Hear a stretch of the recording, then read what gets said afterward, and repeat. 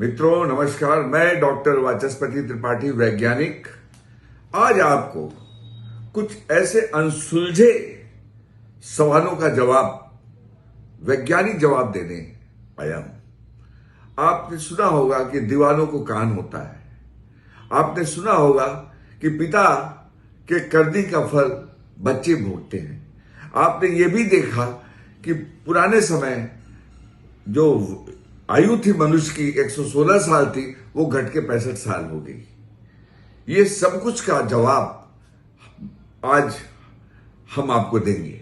ऐसे तमाम वैदिक आज अनिरुद्धाचार्य चर्चा में हैं। उन्होंने कुछ विवाह की उम्र के ऊपर कुछ बोल दिया है, वो भी वैज्ञानिक समाधान मैं आपको दूंगा। ऐसे तमाम संत हैं जो कई बातें धार्मिक जो वेदों से धर्म से परंपराओं में आ गई है उसका प्रचार प्रसार करते हैं। तो कुछ लोग हैं कि प्रश्न पूछते हैं कि ऐसा नहीं होना चाहिए, ऐसा क्यों? एडल्ट एज होता है, एडल्ट के बाद कुछ भी कोई करे। तो हम आपको कुछ सवालों का जवाब वैज्ञानिक रूप से देंगे। ऐसा एक पत्र भी प्रकाशित विश्व वेद विज्ञान सम्मेलन में किया जा चुका है, आपको उसका रेफरेंस भी हम देंगे। अब आते हैं क्या विषय है, कैसे ये होता है। आपको बता दें, एक एपिजेनेटिक्स विषय है जो जीन से संबंधित है, मनुष्य के आनुवांशिक गुणों से संबंधित है। उसको एपिजेनेटिक्स कहते हैं। आपने जेनेटिक्स का नाम तो बहुत सुना होगा, लेकिन एक एपिजेनेटिक्स भी होता है। ये वह मैकेनिज्म है जो जैसे हाथ की लाइनें बदलती हैं, माथे की लाइन बदलती हैं, कुंडलियों में समय के हिसाब से समय बदलता है, वैसे ही जीन भी बदलते हैं।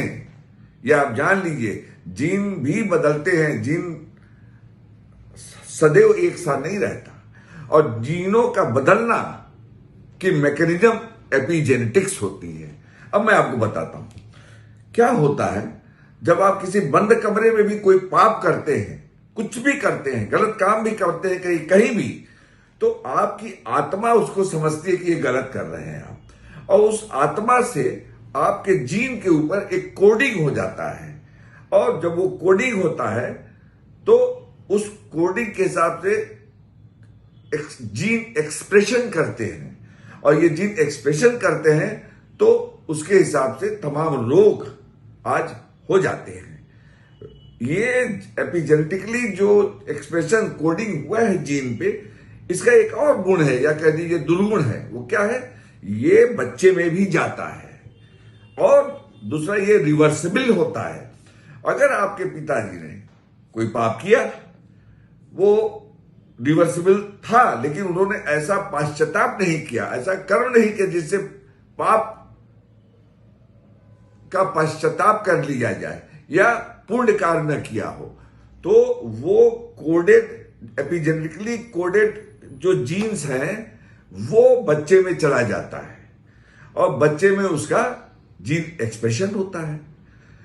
इसलिए मैं कह रहा हूं, इसी प्रकार जनरेशन टू जनरेशन लोगों ने जो भी गलत काम किए, उससे हमारी आज उम्र 65 साल हो गई। वरना, और यहां फिर हम कहते हैं, अगर हम पुण्य कार्य किए, हम प्रायश्चित किए, तो ये जो कोड है ये पॉलिश, ये डिकोड हो जाते हैं, और इसके जो एक्सप्रेशंस हैं जो रोग के रूप में आ रहे हैं वो खत्म हो जाते हैं। इसी प्रकार मैंने आपको बताया कैसे पाप पुण्य प्रायश्चित जुड़ा है, कैसे कमरे में कहां जुड़ा है। विवाह का उम्र, विवाह की उम्र के लिए आयुर्वेद में लिखा है, वेद में लिखा है कि बेटी की उम्र 16 साल और पति का उम्र 25 साल हो, तो बेटा जो पैदा होता है वह शतायु होता है, स्वस्थ होता है, यह कहा गया है। अगर स्वस्थ पुत्र चाहिए तो ये विवाह का उम्र होता है।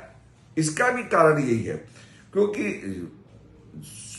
देखा गया है कि कैसे जैसे जैसे हम बड़े होते हैं हम सामाजिक होते हैं, जैसे जैसे समाज में जाते हैं हमारे चांसेस ऑफ एक्सपीरियंसेस बढ़ जाते हैं।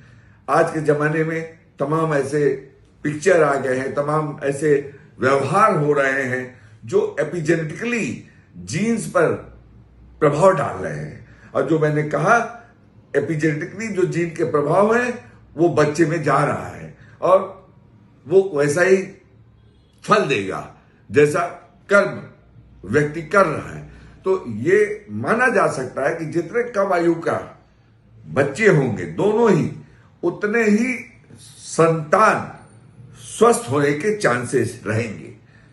और इस पे विशेष जानकारी के लिए हम पुनः आपसे वार्ता करेंगे। लेकिन जान लीजिए, एपिजेनेटिक्स जीन का एक मैकेनिज्म है जो रिवर्सिबल है, जो इनहेरिटेबल है, अर्थात जिसे रिवर्स भी किया जा सकता है सत्कर्म करके, और जो बच्चे में जाता भी है।